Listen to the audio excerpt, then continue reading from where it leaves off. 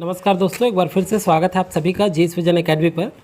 तो दोस्तों, आप सभी जानते हैं कि हैंडपंप टेक्नीशियन परीक्षा के लिए आज को लेकर के केवल 7 दिन शेष बचे हैं और जितने भी अभ्यर्थी शामिल होंगे आप सभी को हमारी ओर से बहुत बहुत शुभकामनाएं। साथ ही दोस्तों, आप सभी जानते हैं कि राज्य सहकारी बैंक परीक्षा 2023 भी आयोजित होना है अक्टूबर में, तो उसके लिए भी ये बहुत इंपॉर्टेंट होगा। अपेक्स बैंक एग्जाम कहें तो भी, तो ये जो है छत्तीसगढ़ और भारत का सामान्य ज्ञान का प्रैक्टिस सेट होगा। आज जो हम प्रैक्टिस करेंगे बहुत ही अच्छे क्वेश्चन को प्रैक्टिस करेंगे जो आपके एग्जाम के दृष्टिकोण से इम्पॉर्टेंट होगा। और अभी तक हमने हैंडपंप टेक्नीशियन और सहकारी बैंक का अगर देखें तो दोनों का हम जो है 6 प्रैक्टिस सेट कर चुके हैं। ये हमारा 7वां प्रैक्टिस सेट है। कल का वीडियो डल चुका था छत्तीसगढ़ी मुहावरा, अगर आपने नहीं देखा है तो हैंडपंप टेक्नीशियन परीक्षा का अलग से मैंने प्लेलिस्ट बना दिया है वीडियो में। यूट्यूब में जाकर के आप प्लेलिस्ट में चेक कर सकते हैं, वहाँ ज़रूर देखने उसको, क्योंकि वो बहुत ज़्यादा इंपॉर्टेंट है और ज़्यादा से ज़्यादा आपको प्रैक्टिस करना है मुहावरा का, छत्तीसगढ़ी भाषा का और छत्तीसगढ़ी व्याकरण भी उसमें क्वेश्चन शामिल किया गया है।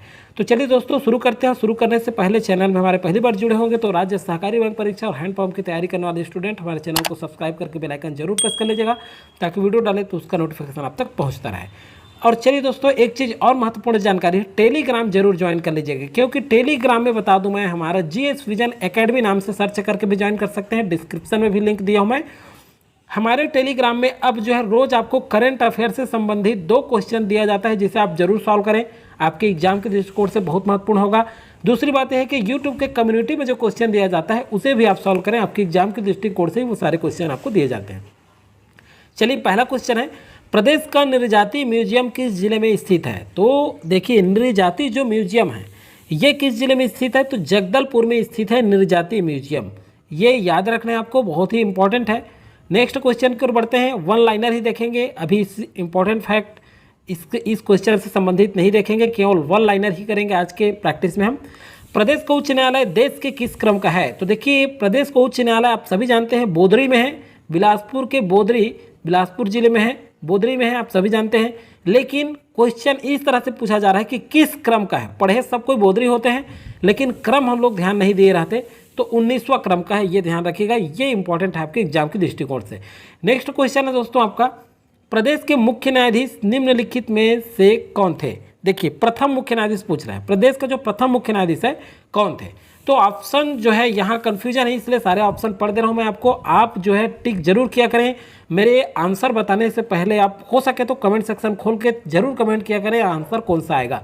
तो यहाँ देखिए, अजय कुमार सिंह, RS गर्ग, WS शशांक, न्यायमूर्ति कृष्ण मुरारी अग्रवाल। तो यहाँ पे हम कंफ्यूज हो जाते हैं, RS गर्ग लें या WS शशांक लें, तो ये कन्फ्यूजन दूर करने के लिए प्रैक्टिस बहुत जरूरी है।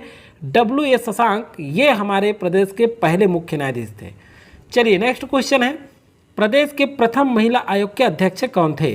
तो देखिए, इसमें भी ऑप्शन पढ़ लीजिए क्योंकि ऑप्शन जो है कन्फ्यूजन क्रिएट करने वाला होता है। हेमंत पोर्ते, पद्मावती देवी, गीता सिंह, कोई नहीं। जो सही आंसर होगा दोस्तों यहाँ पर आपका होगा हेमंत पोर्ते प्रदेश के पहले महिला आयोग के अध्यक्ष थे। नेक्स्ट क्वेश्चन की ओर बढ़ते हैं, सुरही नदी किस जिला से होकर के बहती है या सुरही नदी का प्रवाह क्षेत्र कौन सा है? तो देखिए, बलरामपुर, कोरिया, राजनांदगांव, महासमुंद। तो यहाँ जो आंसर होगा दोस्तों आपका राजनांदगांव होगा।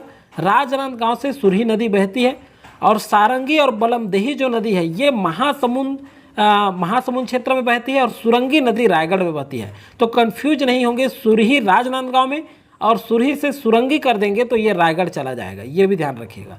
चलिए, नेक्स्ट क्वेश्चन है, लीलागर नदी का उद्गम क्षेत्र किस स्थान से है? तो देखिए, लीलागर नदी का उद्गम क्षेत्र आप सभी जानते हैं कोरबा के पूर्वी पहाड़ से। कहाँ से? कोरबा के पूर्वी पहाड़ से है। नेक्स्ट क्वेश्चन की ओर बढ़ते हैं, उपनयन संस्कार के समय प्रदेश की जनजातियों द्वारा कौन सी गीत गाया जाता है? तो देखिए, उपनयन संस्कार के लिए कौन सा गीत गाया जाता है? तो बरुआ गीत, मायन गीत, गोपल्ला गीत, कोई नहीं। यहाँ पर देखिए ऑप्शन इसलिए पढ़ रहे हैं क्योंकि कन्फ्यूजन क्रिएट ना हो। यहाँ देखिए, बरुआ गीत गाया जाता है उपनयन संस्कार के लिए। किसके लिए? उपनयन संस्कार के लिए। नेक्स्ट क्वेश्चन है आपका, सोहर गीत कब गाया जाता है? तो देखिए दोस्तों, सोहर गीत जो होता है ये जो है छठी के समय और बच्चों के जन्म के समय, मतलब छठी बच्चों के जन्म के उपरांत मतलब उपलक्ष्य में मनाया जाता है। तो ये B और C दोनों ऑप्शन आएगा, D यहाँ करेक्ट आंसर हो जाएगा। नेक्स्ट क्वेश्चन की ओर बढ़ते हैं, पंडवानी की प्रसिद्ध गायिका तीजानबाई पंडवानी की किस कला शैली की कलाकार है? देखिए, ये क्वेश्चन पूछा जा चुका है, किस कला शैली की गायिका है? वेदमती कपालिक। तो यही कंफ्यूजन क्रिएट होता है, ये दोनों में से किस आंसर को लें। तो यहाँ जो आंसर होगा दोस्तों, कपालिक शैली की गायिका है, ये कलाकार है ये पंडवानी की तीजनबाई। किसकी? कपालिक शैली की, ध्यान रखिएगा। नेक्स्ट क्वेश्चन है आपका, प्रदेश के किस नृत्य में नर्तकों द्वारा नृत्य करते हुए पिरामिड बनाया जाता है? तो देखिए, पंथी नृत्य, ददरिया, ढोला मारू, भरथरी। करेक्ट जो आंसर होगा दोस्तों, पंथी नृत्य में नर्तकों द्वारा नृत्य किया जाता है, तो पिरामिड का निर्माण किया जाता है। बड़ा खूबसूरत लगता है ये पंथी नृत्य में जो पिरामिड का निर्माण किया जाता है नर्तकों द्वारा। नेक्स्ट क्वेश्चन है, प्रदेश में लोकगीतों का राजा कहा जाता है? तो सुआ गीत, मंडवानी, ददरिया, चंदैनी।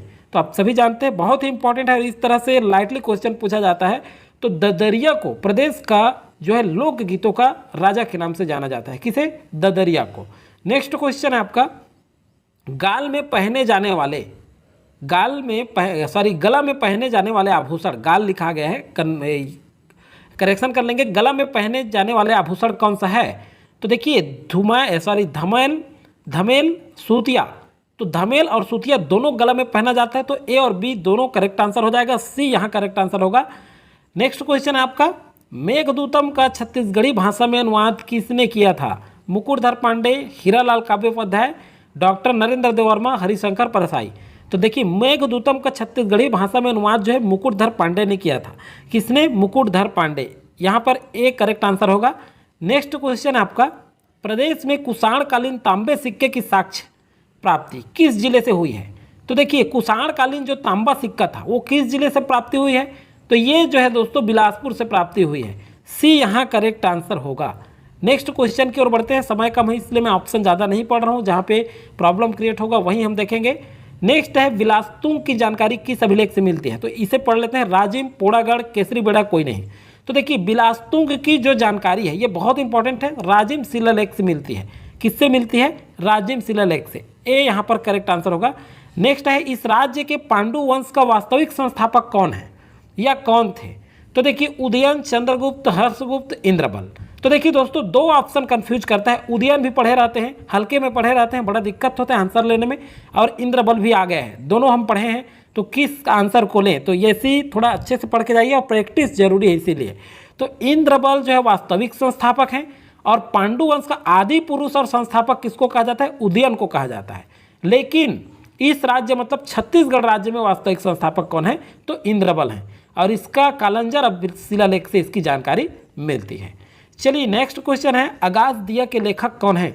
लखनलाल गुप्त, परदेसी और राम वर्मा, केयर भूषण, हरि ठाकुर। तो यहाँ करेक्ट आंसर कौन सा होगा दोस्तों? यहाँ परदेसी राम वर्मा जो है आगाज दिया के लेखक हैं। चलिए, नेक्स्ट क्वेश्चन की ओर बढ़ते हैं, बस्तर अंचल की मुख्य रूप से संपर्क बोली कौन सी है? तो देखिए, ऑप्शन पढ़िएगा, गोंडी, बस्तरिया, हल्बी और भतरी। तो देखिए दोस्तों, यहाँ पर बस्तर अंचल की, नेक्स्ट क्वेश्चन है दोस्तों, बस्तर अंचल की मुख्य रूप से संपर्क बोली कौन सी है? तो ऑप्शन देखते हैं यहाँ पर, गोंडी, बस्तरिया, हल्बी, भतरी। तो कंफ्यूज नहीं होना है, क्योंकि गोंडी बस्तर में ही बोली जाती है और हल्बी भी बोली जाती है, लेकिन क्वेश्चन क्या पूछा जा रहा है? संपर्क बोली पूछा जा रहा है, तो संपर्क बोली हल्बी है, सी यहाँ करेक्ट आंसर होगा। अब देखिए, उराव जनजाति की जो प्रमुख बोली है कुड़ुक है, ये भी पूछा जा चुका है, और कोंध जनजाति द्वारा कुई बोली जाती है, तो ये भी आपको साथ ही साथ याद रखना है। नेक्स्ट क्वेश्चन आपका, इनमें से कौन सी जनजाति द्वारा सर्वाधिक गोदना का प्रयोग किया जाता है? मतलब सर्वाधिक गोदना प्रिय जनजाति कौन सा है? तो देखिए, बैगा, बंजारा, ओझा, कमार। तो देखिए दोस्तों, बैगा भी गोदना के लिए जाना जाता है और कमार भी जाना जाता है, लेकिन क्वेश्चन यहीं पे दिक्कत होता है, जब हम अच्छे से प्रैक्टिस नहीं किए रहते, तो सर्वाधिक गोदना का प्रयोग जो है किसके द्वारा किया जाता है? तो यहाँ जो आंसर होगा आपका, ये कमार के द्वारा। सर्वाधिक गोदना प्रिय जनजाति है कौन? कमार। नेक्स्ट क्वेश्चन है दोस्तों, विज्ञान से है। अब विज्ञान के कौन से शाखा विमान की उड़ान से संबंधित है? तो एरोनॉटिक्स विज्ञान जो है विमान की उड़ान से संबंधित है। नेक्स्ट क्वेश्चन है दोस्तों आपका, टाइपराइटर के आविष्कारक कौन है? Scholz, Galileo, Faraday, Gutenberg. तो देखिए, आविष्कारक में बड़ा कन्फ्यूजन होता है, अच्छे से प्रैक्टिस कर लीजिएगा। टाइपराइटर के जो आविष्कारक हैं ये सोल्ज हैं, ए यहाँ पर करेक्ट आंसर होगा। नेक्स्ट क्वेश्चन है आपका, रेडियम की खोज किसने की थी? तो रेडियम की खोज Chadwick, Stephenson, madam Curie, Marconi. तो देखिए मार्कोनी और मैडम क्यूरी में कंफ्यूज जाते हैं बहुत लोग। रेडियम की खोज जो है मैडम क्यूरी ने की थी। किसने की थी? मैडम क्यूरी ने की थी। नेक्स्ट क्वेश्चन है आपका अर्थशास्त्र से है, अर्थव्यवस्था से, भारतीय अर्थव्यवस्था। राष्ट्रीय आय का आकलन किस संगठन द्वारा किया जाता है? पंचवर्षीय योजना, केंद्रीय सांख्यिकी संगठन, नीति आयोग, वित्त आयोग। सही आंसर होगा दोस्तों ये केंद्रीय सांख्यिकी संगठन के द्वारा राष्ट्रीय आय का आकलन किया जाता है। नेक्स्ट क्वेश्चन आपका देश में राष्ट्रीय आय की गणना किस विधि द्वारा की जाती है? उत्पादन विधि, आय गणना विधि, प्रति व्यक्ति आय, ए और बी दोनों। तो देखिए दोस्तों डी यहाँ करेक्ट आंसर होगा, क्योंकि उत्पादन गणना विधि और आय गणना विधि के सम्मिश्रण प्रयोग से, किसके? उत्पादन गणना विधि और आय गणना विधि के सम्मिश्रण प्रयोग से राष्ट्रीय आय की गणना की जाती है। तो 24 का डी यहाँ पर करेक्ट आंसर होगा। नेक्स्ट क्वेश्चन है राज्यों का अधिवेशन किसके द्वारा बुलाया जाता है? राज्यों में अधिवेशन मुख्यमंत्री, राज्यपाल, महान्यायाधीश, विधानसभा अध्यक्ष। कंफ्यूज नहीं होना है, विधानसभा अध्यक्ष के द्वारा नहीं बुलाया जाता, राज्यपाल के द्वारा जो है राज्यों में अधिवेशन बुलाया जाता है, विधानसभा। चलिए नेक्स्ट क्वेश्चन है आपका राष्ट्रपति के अध्यादेश जारी करने की शक्ति किसकी सलाह पर निर्भर है? तो राष्ट्रपति के अध्यादेश जारी करने की जो शक्ति है ये मंत्रिपरिषद की शक्ति पर, मंत्रिपरिषद की सलाह पर निर्भर करती है। नेक्स्ट क्वेश्चन आपका सम्राट अशोक के अभिलेखों में, इतिहास से है ये, सम्राट अशोक के अभिलेखों में किस भाषा का प्रयोग किया गया है? तो प्राकृत भाषा का प्रयोग किया गया है सम्राट अशोक के अभिलेख में, और ये प्राकृत जनता की भाषा थी, ध्यान रखिएगा, जनता की भाषा प्राकृत का प्रयोग किया गया है सम्राट अशोक के अभिलेखों में। नेक्स्ट क्वेश्चन आपका किस धर्म में अष्टांगिक मार्ग की बात की जाती है? तो अष्टांगिक मार्ग किस धर्म से संबंधित है? तो बौद्ध धर्म से संबंधित है। 28 का ए यहाँ करेक्ट आंसर होगा। नेक्स्ट क्वेश्चन है दोस्तों गौतम बुद्ध का जन्म किस स्थान पर हुआ, या गौतम बुद्ध का जन्म किस स्थान से संबंधित है? तो आप सभी जानते हैं लुम्बिनी, सी यहाँ करेक्ट आंसर होगा। और लास्ट क्वेश्चन हमारे द्वारा आपके लिए है ये, आप कमेंट सेक्शन में कमेंट करके जरूर दीजिएगा इसका आंसर। न्याय दर्शन के प्रतिपादक कौन है? अजातशत्रु, गौतम, कपिल व्यास। तो चलिए दोस्तों आज की वीडियो फिलहाल इतना ही, लगातार प्रैक्टिस जारी रहेगा। आप सभी को पुनः एक बार शुभकामनाएं, और लगातार जुड़े रहिए। टेलीग्राम में वीडियो प्रोवाइड कराया जाता है, वहाँ भी आप ध्यान रखा कीजिए और सारे क्वेश्चन आप सॉल्व किया करें, और धैर्यता से आप परीक्षा की तैयारी करिए। चलिए मिलेंगे नेक्स्ट वीडियो में, तब तक के लिए थैंक यू, जय हिंद।